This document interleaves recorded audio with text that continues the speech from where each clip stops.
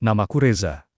Aku lelaki biasa yang pernah bermimpi sederhana, bekerja keras, membangun keluarga kecil yang bahagia, dan hidup tenang bersama istri yang kucintai. Tapi kenyataan tak semanis harapan. Setelah menikah dengan Dita, gadis cantik dari keluarga berada, aku pikir aku pria paling beruntung di dunia. Tapi pernikahan kami hanya manis di awal. Setelah aku di PHK dari tempat kerja karena perusahaan bangkrut, semuanya berubah drastis. Mulai dari ejekan halus sang mertua, hingga sindiran pedas dari istriku sendiri. Mereka mulai mempertanyakan, kenapa aku tak bisa langsung bangkit? Kenapa aku tak bisa beri kehidupan mewah untuk Dita, seperti yang mereka harapkan? Aku nggak mau hidup miskin, Za.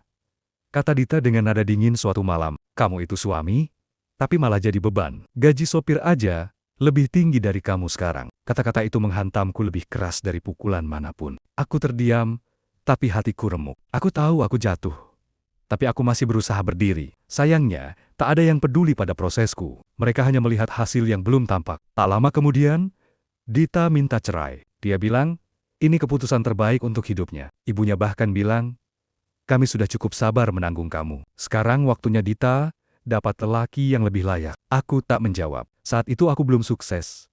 Tapi aku tahu, waktu akan menjawab semuanya. Dan hari itu akan datang. Hari ketika mereka menyesal pernah menendangku saat aku jatuh. Malam itu, meja makan di rumah mertuaku sunyi. Sampai akhirnya, omongan itu muncul lagi. Ayahnya Reza, dulu juga cuma tukang becak kan? Pantas aja hidupnya nggak jauh beda. Itu suara ibu mertua. Ucapannya diiringi tawa kecil yang membuat darahku mendidih. Aku duduk menunduk, menggenggam sendok, berusaha menahan emosi. Dita hanya diam, tak membela. Bahkan, seolah menikmati semua itu. Coba lihat Andi, mantan pacar kamu, Dit. Lanjut ibunya, sekarang dia punya 3 toko emas. Bandingin sama yang kamu bawa ke rumah ini. Hanya bawa utang dan mimpi. Dita tersenyum sinis. Aku pikir, dia akan bisa berubah, Bu. Tapi ternyata, aku salah. Aku menatap mereka satu-satu. Dalam hatiku bergolak, tapi mulutku tetap diam. Bukan karena tak bisa bicara, tapi karena harga diriku. Menolak untuk memohon pengertian dari mereka yang menilai manusia hanya dari isi dompet. Setiap makan malam, selalu jadi mimpi buruk. Aku seperti tamu tak diundang di rumah ini. Semua penghinaan seolah menjadi santapan harian. Dari tak punya pekerjaan, tak bisa kasih nafkah layak, sampai caraku berpakaian yang selalu salah di mata mereka. Tapi malam itu, setelah selesai makan, aku berdiri, tanpa berkata apa-apa. Aku pamit. Di luar hujan turun, seperti mencerminkan isi hatiku. Di dalam hati, aku bersumpah. Satu hari nanti, aku akan kembali bukan sebagai Reza yang mereka hina, tapi sebagai Reza yang membuat mereka tunduk dalam diam. Sudah 3 bulan aku tinggal di rumah mertua setelah kehilangan pekerjaan. 3 bulan penuh rasa malu, hinaan, dan tatapan merendahkan. Tapi yang paling menyakitkan, bukan dari ibu mertua, melainkan dari Dita, istriku sendiri. Suatu malam, ia masuk kamar dan langsung bicara tanpa basa-basi. Aku mau cerai, Za. Aku menoleh pelan. Kenapa? Aku lelah hidup begini. Tiap hari aku malu dilihat tetangga. Kamu pengangguran, gak punya masa depan. Aku menarik napas dalam. Dita, aku sedang berusaha. Aku bangun jam 5. Aku cari kerja kemanapun. Kamu pikir aku gak sakit tiap ditolak karena ijazahku kalah dengan orang lain? Dita menggeleng. Yang kamu punya cuma alasan, Reza, aku butuh hasil. Beberapa hari kemudian, surat cerai pun disiapkan. Bukan hanya oleh Dita, tapi dengan dorongan penuh dari ibu mertuaku. Mereka ingin melepas beban, menendangku keluar dari hidup mereka, seperti anjing yang dianggap najis. Lebih baik kamu keluar dari hidup Dita, sebelum hidupnya makin hancur. Kata ibu mertuaku saat itu, kami sudah sabar menanggung kamu. Sekarang, selesai. Aku hanya menjawab satu kalimat. Baik. Tapi ingat kota-kota kalian hari ini. Dengan langkah pelan tapi pasti, aku keluar dari rumah itu. Bukan sebagai lelaki yang kalah, tapi sebagai lelaki yang akan bangkit diam-diam. Saat itu, aku tak tahu bagaimana caranya. Tapi tekadku lebih kuat dari rasa sakit. Aku tidak butuh belas kasihan. Yang kubutuhkan adalah waktu dan kesempatan. Dan saat waktu itu datang, mereka akan tahu bahwa Reza yang dulu mereka remehkan, akan jadi pria yang membuat mereka menunduk malu. Setelah keluar dari rumah mertua, aku kembali ke kontrakan kecil yang dulu pernah kutinggali sebelum menikah. Sederhana, sempit, dan panas. Tapi itulah tempat di mana aku mulai menata hidup dari nol sendiri. Tanpa hinaan, tanpa penghakiman. Hari-hariku diisi dengan kerja keras. Aku menjadi kurir online siang hari, dan malamnya belajar bisnis digital dan ekspor lewat internet. Tak jarang aku tidur hanya 2 jam. Tapi aku tak peduli. Rasa sakit, karena dihina, jadi bahan bakar semangatku. Sampai suatu malam, aku temukan peluang. Seorang kenalan lama dari grup Facebook mencari orang yang bisa bantu kirim kerajinan tangan lokal ke luar negeri. Aku ambil tantangan itu. Awalnya kecil, kirim 10 produk, lalu ke 50, lalu ke 300. Dalam 1 tahun, aku sudah punya 3 mitra dari Jepang dan Korea. Aku mulai bangun tim kecil, lalu mendirikan perusahaan sendiri, RZ Nusantara Ekspor. Aku tak memamerkan apapun di media sosial, bahkan foto pun tak kuunggah. Aku tak ingin dunia tahu. Belum saatnya. Aku ingin kejutan. Itu terasa tepat di waktu dan tempat yang paling mereka tidak duga. Sampai akhirnya, surat undangan sidang cerai resmi datang. Tempat Pengadilan Agama.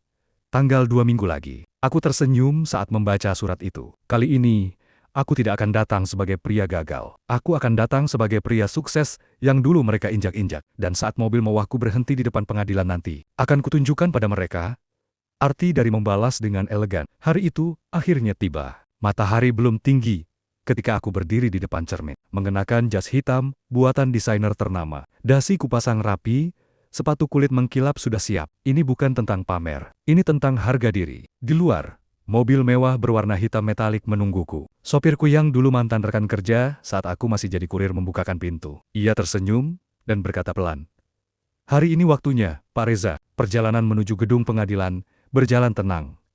Tapi jantungku berdegup cepat. Bukan karena gugup, tapi karena aku sudah membayangkan wajah-wajah mereka, Dita, ibu mertuaku, dan ayahnya, yang dulu diam saja saat aku dihina. Sementara itu di ruang tunggu pengadilan, Dita duduk dengan wajah angkuh. Ia mengenakan pakaian mewah. Wajahnya penuh riasan, seolah ingin menunjukkan bahwa dia tetap baik-baik saja tanpaku. Di sebelahnya, ibu dan ayahnya sibuk berbisik. Sesekali menoleh ke arah pintu, menunggu aku masuk mungkin, dengan tampang lusuh dan pakaian murahan, seperti yang mereka harapkan. Tapi mereka salah besar. Pintu utama terbuka, suara derap sepatuku menggema di koridor. Semua mata menoleh.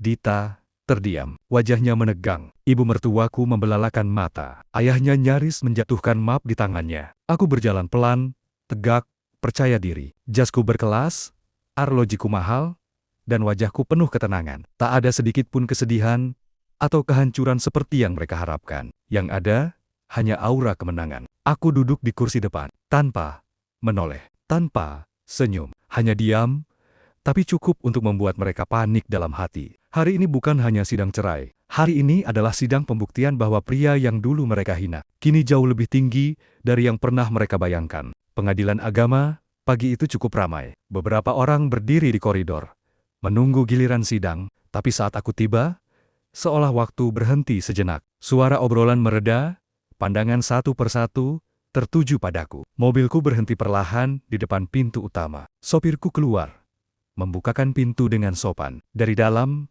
aku melangkah turun, mengenakan jas abu gelap, kemeja putih bersih, sepatu mengilap, dan jam tangan senilai 1 tahun gaji PNS. Dita berdiri di tangga masuk bersama ibu dan ayahnya. Tadinya mereka tertawa kecil, mengobrol entah tentang apa. Tapi seketika wajah mereka membeku. Dita mengedipkan mata beberapa kali, seolah tak percaya bahwa pria yang keluar dari mobil mewah itu adalah aku, Reza. Pria yang dulu mereka lecehkan, yang mereka kira akan datang dengan ojek online, atau bahkan berjalan kaki. Ibunya memegangi lengan Dita, wajahnya pucat. Itu Reza. Dita hanya terdiam, bibirnya gemetar.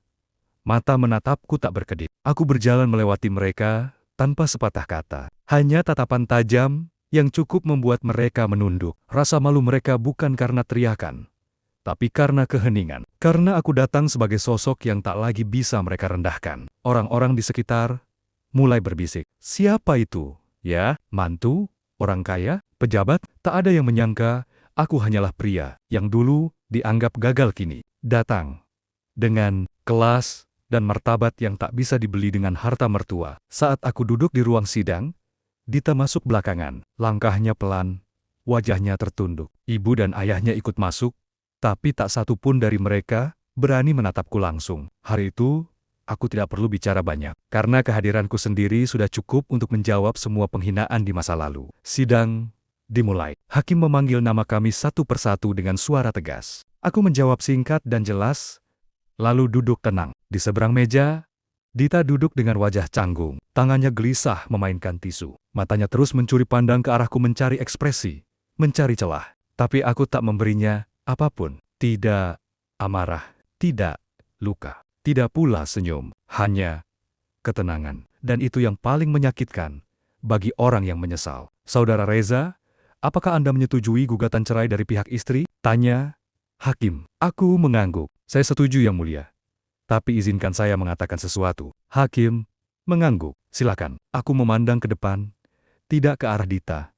Suaraku tenang, tapi cukup keras untuk didengar semua orang di ruangan itu. Terima kasih karena pernah meninggalkan saya. Karena dari rasa sakit itu, saya belajar berdiri, belajar menjadi kuat. Dan hari ini, saya datang bukan untuk menyesali apapun tapi untuk melepaskan. Dengan kepala tegak, ruangan hening. Tak ada suara, bahkan derit kursi pun tak terdengar. Dita mulai menunduk, wajahnya memerah, matanya berair. Ibunya menatapku. Kali ini, tidak dengan sinis melainkan penuh keterkejutan dan malu. Sang ayah berkali-kali menghela napas, tak berani menatap Hakim ataupun aku. Mereka kira aku akan datang dengan wajah kalah. Tapi justru mereka yang kini duduk dengan punggung membungkuk, ditundukkan oleh perubahan yang tak pernah mereka prediksi. Saat sidang ditutup dan ketok palu terdengar, Dita berdiri dengan mata basah. Ia menoleh padaku, berusaha berkata sesuatu, tapi aku bangkit lebih dulu dan berjalan keluar, tanpa sepatah kata. Karena kadang, diam adalah jawaban paling dalam, dan tatapan penuh penyesalan adalah kemenangan yang tak perlu dirayakan dengan sorak. Sebelum sidang ditutup sepenuhnya, Hakim memberi kesempatan terakhir pada kedua belah pihak untuk menyampaikan penutup, sebuah formalitas hukum. Tapi bagiku, ini adalah panggung terakhir bukan untuk membalas, tapi untuk mengakhiri semuanya dengan martabat. Dita menunduk, suaranya pelan, nyaris tak terdengar. Saya hanya ingin semuanya selesai, Yang Mulia. Hakim mengangguk, lalu menoleh padaku. Saudara Reza, apakah ada yang ingin Anda sampaikan sebelum putusan final kami bacakan? Aku menarik napas, lalu berdiri perlahan. Ruangan senyap, semua mata tertuju padaku. Yang Mulia, ucapku pelan, tapi jelas. Saya menerima perceraian ini dengan lapang dada. Tidak ada dendam, tidak ada kebencian. Karena saya percaya, setiap luka yang saya alami telah membawa saya ke titik yang lebih tinggi. Aku berhenti sebentar, lalu menoleh, menatap langsung ke arah Dita dan kedua orang tuanya. Kali ini, tatapan itu kuberikan sepenuh hati bukan dengan amarah, tapi dengan kekuatan yang tenang. Saya ingin berterima kasih. Lanjutku, jika dulu kalian tidak meremehkan saya, mungkin saya tak akan sekuat ini hari ini. Dan jika Dita tak meninggalkan saya, mungkin saya tidak akan pernah berdiri sebagai pria yang punya segalanya. Bukan hanya harta, tapi harga diri. Dita menunduk makin dalam, tangannya bergetar di pangkuan. Ibu mertuaku menutup mulutnya dengan tangan, matanya tampak memerah. Ayahnya tertunduk, seperti tak sanggup lagi mengangkat kepala. Saya datang ke sini bukan untuk menunjukkan apa yang saya punya, tapi untuk membuktikan bahwa lelaki yang dulu mereka anggap tidak layak telah berubah menjadi seseorang yang pantas dibanggakan. Aku lalu menunduk hormat pada Hakim. Terima kasih, Yang Mulia. Saya selesai. Hakim mengangguk pelan, dan ketukan palu pun terdengar. Putusan selesai. Perceraian resmi dinyatakan sah. Aku berjalan keluar ruang sidang dengan kepala tegak, tak menoleh ke belakang. Karena orang yang sudah benar-benar bangkit, tak perlu lagi melihat ke masa lalu. Langkahku mantap, meninggalkan ruang sidang. Di belakangku, gema ketukan palu terakhir masih menggantung. Itu bukan hanya penanda akhir sebuah pernikahan, tapi juga akhir dari masa di mana aku dianggap rendah, tak berguna, dan tak layak dicintai. Di depan gedung pengadilan, mobilku sudah menunggu. Sopir berdiri dengan sigap, membukakan pintu. Aku tidak langsung masuk. Aku berhenti sejenak, lalu menoleh. Di ambang pintu, Dita muncul. Wajahnya pucat, matanya sembab. Di belakangnya, ibu mertuaku memegangi tas dengan gugup, dan ayahnya hanya berdiri diam, seperti tak lagi tahu harus berkata apa. Mereka bertiga menatapku, tapi kali ini tidak dengan tatapan meremehkan, melainkan penuh keheningan, penuh rasa malu, penuh penyesalan. Dita mencoba melangkah mendekat. Reza, aku mengangkat tangan pelan, menghentikan langkahnya. Tak perlu, ucapku lembut, tapi tegas. Kita sudah selesai, dan aku sudah memaafkan semuanya. Jauh sebelum sidang ini dimulai, ia menggigit bibirnya, tak mampu berkata-kata lagi. Ibunya menunduk. Ayahnya bahkan tak sanggup menatap mataku. Aku masuk ke dalam mobil, dan sebelum pintu ditutup, aku berkata pelan, "Terima kasih.